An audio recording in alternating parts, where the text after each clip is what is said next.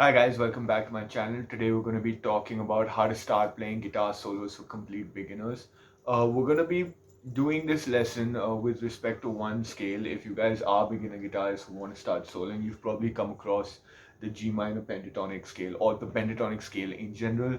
For this episode, we are going to be looking at the G minor pentatonic scale. I'm going to link the tabs up for you on this side, or sorry, I won't link them. I'll put up a nice image for you right here so that you can always have the frets handy while we're going through this lesson. For those of you that want a slight explanation of the frets are 3 and 6 on the low E string, 3 and 5, 3 and 5, 3 and 5 on the A string, the D string, and the G string, respectively, and 3 and 6 on the B string, and 3 and 6 again on the high E string. I don't think you should be too worried about this because the image of the tabs will be up here on my left. And let's get right into it. And what I want to teach you about today is very simple. We're going to be looking at the notes within this scale, the G minor pentatonic scale. And why I chose the G minor pentatonic scale, because on most guitars, the third fret and the fifth fret are going to have like these little ivory inlays. So it might be a circle for you guys, it might be a trapezium, it could be a square based on the brand of guitar that you have. Right, now that being said, we're just going to be using the third fret on the D string, the fifth fret on the D string, third fret on the G string, and fifth fret on the G string. And I want to point out that the fifth fret on the D string is a G note. And one of the things you need to know about soloing is that if you're soloing in G minor, a lot of what you play should revolve around the G note or the root note of the scale. And what I mean by that is I'm going to start a scale with G, just a note G, and sorry, not a scale. I'm going to start a solo, sort of improvisation with the G note, and I'm going to resolve it or end it on the same note. So, for example,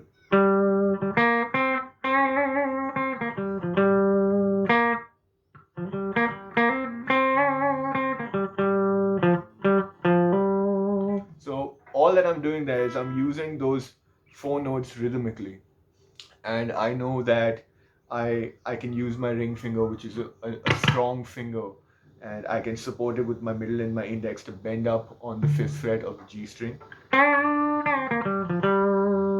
And that's a great way to walk down the scale to the G note or the root note of the scale and end a nice solo run over there. I'm gonna come up a little closer so that you guys have a better view of what's going on. So I'm gonna noodle around for a second, and we'll discuss that once I'm done.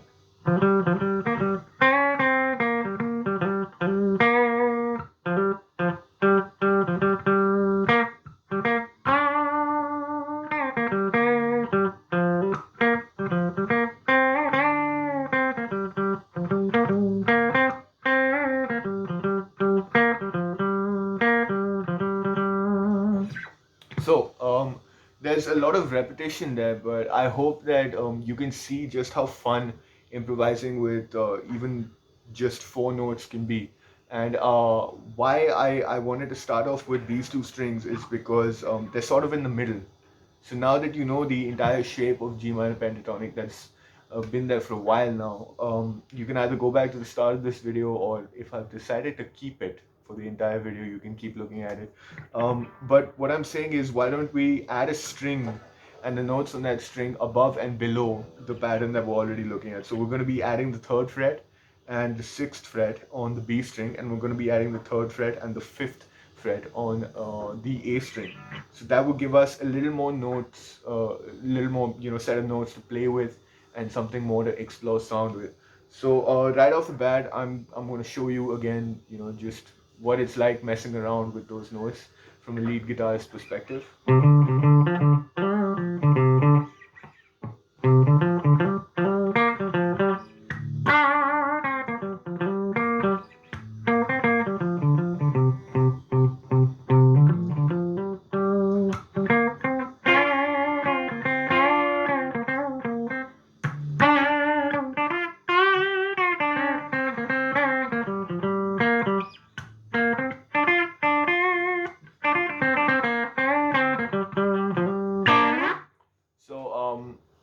It's a basic idea to it, and once you feel like you're comfortable with a block of two strings and the four notes on it, you can add one more string to it, you can add two more strings to it, and then finally I think you can add all the strings and just have like a completely a fun way of at least starting off how to solo.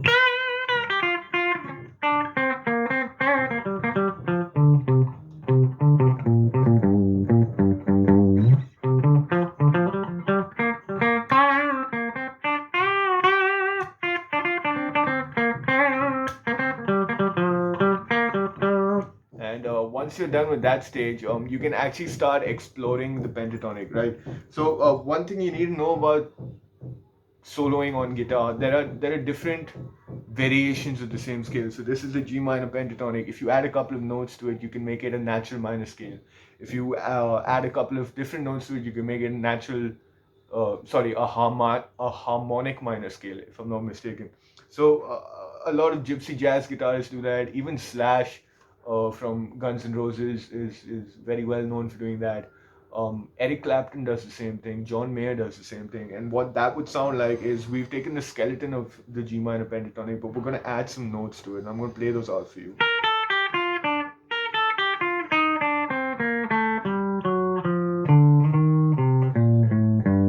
So what I'm doing is I'm adding the sixth fret on the A string. I'm adding the fourth fret on the B string. I'm adding the second fret on the G string, and I'm adding the fifth fret on the high E string. So I'm adding more notes to an existing skeleton. And what that does is, if I had to really dumb it down to layman's terms, it makes it sound a little more Spanish, a little more traditional.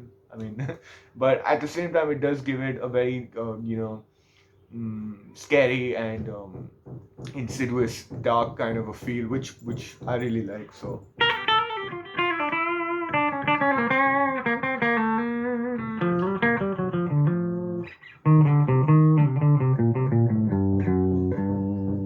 And if you ever want to make something sound a little scary, when you come to the first note of the G minor pentatonic, which is also in G note or the root note, you can always resolve it like basically come back to that second fret and finish on the third fret. It creates a good amount of tension, and it does sound a little more scary. In addition to this, like you can get into multiple positions of the G minor pentatonic, like the same notes. If you look at it, they're in different positions of the fretboard. I'm gonna add a second video on this, which is gonna be on what I like to call blocks of the pentatonic. So like we were discussing the first four notes. If you move them up and down the board, you get, and one of the best ways to start soloing or to understand how to solo is to use the notes between those four blocks in the pentatonic to connect them together. So that would look and sound a little bit like this.